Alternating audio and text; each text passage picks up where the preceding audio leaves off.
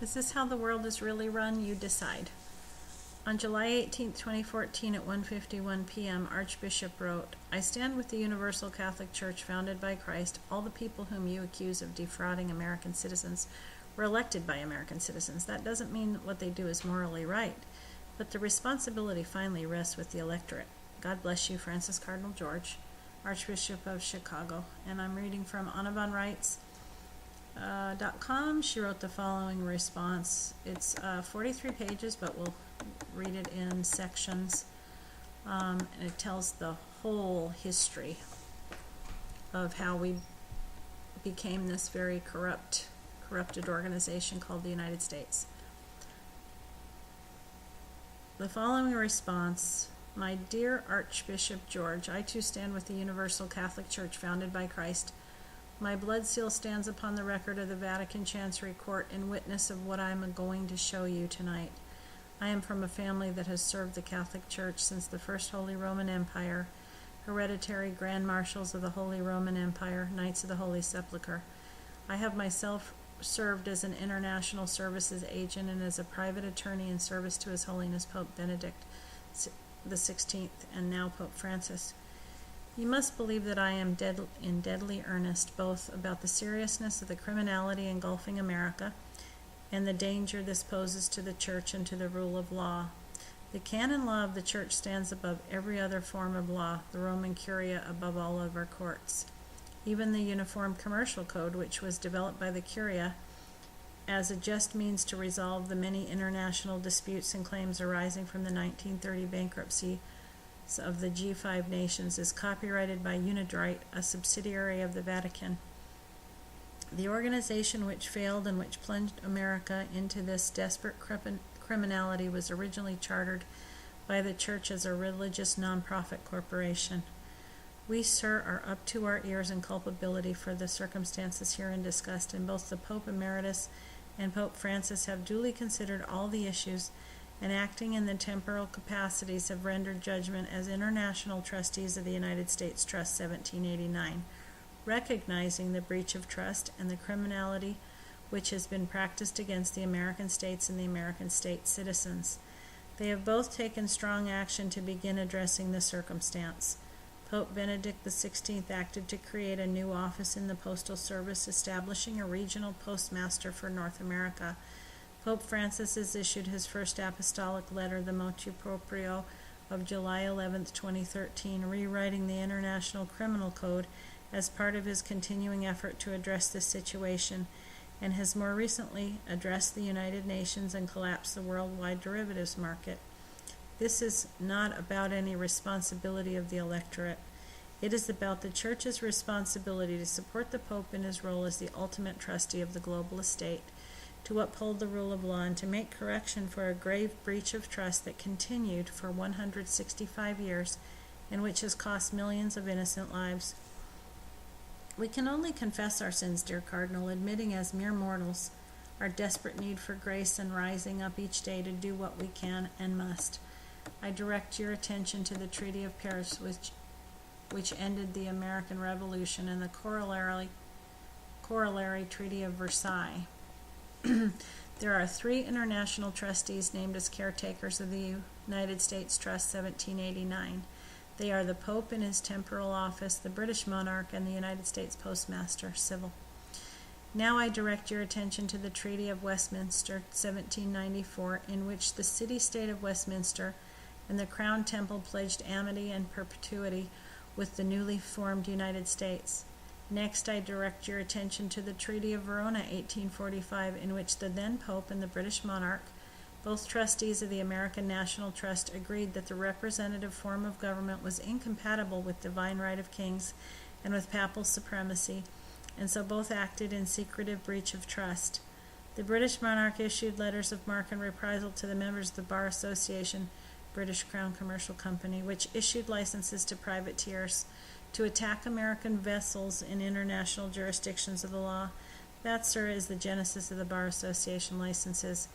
A license, as you must know, is permission to engage in an act which would otherwise be illegal. The Americans responded by quickly passing an amendment to their Constitution, effectively barring attorneys from holding public office. In 1860, Abraham Lincoln, a bar attorney, was elected president of the United States Commercial Company, but could not lawfully act as the president of the United States of America Major. This is why representatives of 11 southern states refused to be seated and left the Congress adjourned sine die. In 1863, Lincoln was forced to bankrupt the original trust management company doing business as the United States. After years of bankruptcy reorganization, known euphemistically as Reconstruction, a new trust management organization was incorporated by the church, doing business as the United States of America Incorporated. This entity operated under the church auspices from the end of the Reconstruction to 1912, when the trust management organization was purchased by a consortium of banks doing business as the Federal Reserve. By 1913, they had pushed through the Federal Reserve Act and via legal tender laws began a purposeful agenda to devalue the American dollar and bankrupt the original corporation doing business as the United States of America Incorporated. In May of 1930, the G5 nations declared international bankruptcy via joint treaty entered into at the Geneva Conventions. Franklin Delano Roosevelt was the representative of the Federal Reserve doing business as United States of America Incorporated. 3 years later, having been elected president, he declared domestic bankruptcy as well. One of his first acts was to illegally confiscate privately held American gold, which was never repaid. As the United States of America Incorporated was being prepared for bankruptcy, agents throughout the Congress and the individual states of the Union rushed through a process of registering franchises. They created states of states, merely named after the actual geographically defined American states. They also created foreign situs trusts, named after each and every living American. At the March 6, 1933 Conference of Governors meeting, the governors, merely corporate officers of franchises of the bankrupt United States of America Incorporated, pledged the good faith and credit of their states and the citizenry thereof to stand as sureties for the debts of the United States of America Incorporated during its bankruptcy reorganization. Imagine if Burger King International went bankrupt in the UK and it called all the local franchise owners together and they all agreed to name their customers as sureties for their corporate debts. That is what happened in America in 1933. The victims weren't told a word about this. The perpetrators were rewarded by the bankers with access to virtually unlimited credit hypothecated against the assets of the American states and the private property of the American state citizens. All this credit cost the bankers nothing material, as they had inculcated a fiat money system. Issuing credit, money of account, cost them nothing but the time to enter digits in an account ledger.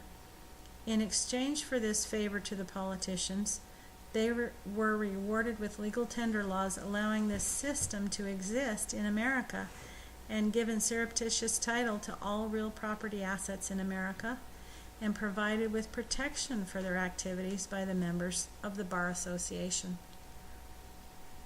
In 1944, FDR quitclaimed all the juicy service contracts and the assets used to service these governmental service contracts to the IMF.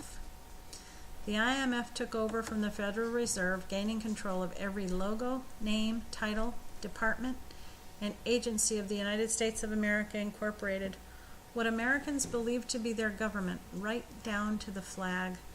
They chartered a new trust management organization in France, doing business as the All Capital United States Incorporated, and moved in. They also took over the state franchises and opened their own all capital letters state of blank franchises. For the past 70 years, they have enslaved the people of America and plundered the assets of the United States Trust, 1789.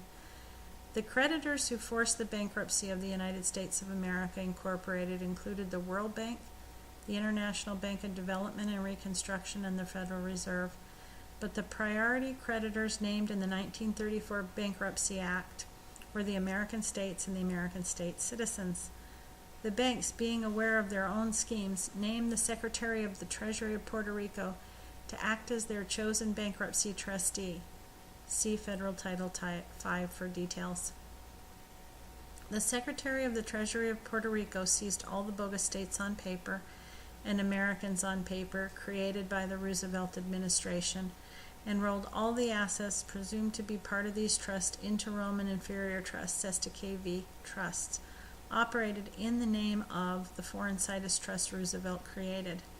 Thus, a living man, denoted properly as all lowercase John Quincy Adams, was represented as a Foreign Situs Trust doing business as upper and lowercase John Quincy Adams, and then this entity was declared dead, presumed missing at sea, by the perpetrators of this massive identity theft scheme, and all the assets of John Quincy Adams were rolled over into a Roman inferior trust doing business as, all capital letters, John Quincy Adams. The Secretary of the Treasury of Puerto Rico also removed all these Roman inferior trusts to Puerto Rico for safekeeping, where they came under the foreign jurisdiction of the Puerto Rican Commonwealth in the UK. There they were enslaved and taxed for the privilege of importing revenue to Puerto Rico, otherwise known as the income tax. All this was done in the name of winning World War II. The claims against the American assets supplied the credit to boot up the war industry effort, and seizing the estates of the Americans and redefining individual Americans as chattel belonging to their own estates, with all capital letters, allowed a means of conscripting millions of men into the armed services. After the war, nothing changed. The perpetrators never retooled American industry. They just went on pumping out armaments and selling arms and borrowing money against assets they never owned and enslaving the American people to the tune of Yankee Doodle Dandy. Over the years, the criminality of the arms dealers has become a terrible worldwide problem. They branched out from simply selling weapons and promoting war to selling drugs and running gambling and prostitution rings, booze and cigarettes, and every form of vice, violence, and viciousness. They also used their position of trust as the government to manipulate commodity and stock markets and control natural resources belonging to the American people for private gain. And the church is culpable because at the broader base, the church knew and did nothing. It continued to mindlessly operate on the directives established by the Treaty of Verona and never re-examined the disastrous consequences of all this for humanity, much less the hideous theft and abuse practiced upon the Americans. Incalculable amounts of labor siphoned off, incalculable material losses, and millions of lives lost or maimed in wars for profits. To that, you and your peers have turned a blind eye and shrugged and said, "It's the responsibility of the voters," the same voters who have been purposefully misled and self-interestedly abused, kept in the dark, manipulated, defrauded, and robbed by their employees and those they trust to act in their behalf, by the Supreme Pontiff who is obligated by solemn treaty to act as their trustee. It is with good reason that the higher administrators of the church have been reluctant to expose the criminality or deal with it, for fear that the church would be blamed. However, by 2009, the church was being blamed effectively and determinedly until it was finally brought before Pope Benedict XVI, who accepted responsibility, who exercised his temporal powers, and began dealing with the corruption. Pope Francis has brought the vitality and vigor and insight needed to the office and is continuing to bring remedy. Meanwhile, the bankruptcy of the United States of America Incorporated has finally been ended. The old Federal Reserve System is no more, but a new version of all caps Federal Reserve has been organized under United Nations, all caps, auspices, and has tried to mount a new round of the same old game in collusion with the IMF. It's a funny thing about a debt credit monetary system. When you create debt for one party, you unavoidably create a debt for another. So when people talk about the national debt being $13 or $21 or however many trillion dollars, that means that somewhere someone or something has been credited with that amount of money. Exactly who and what came to the surface in July of 2011, we have the UCC filings on file. The perpetrators rolled the credit side of the national debt over into the United States Department of the Treasury and used it to back a new species of fiat debt note called U.S. Treasury notes in all capital letters. They have attempted, in other words, to initiate another round of the same old scam.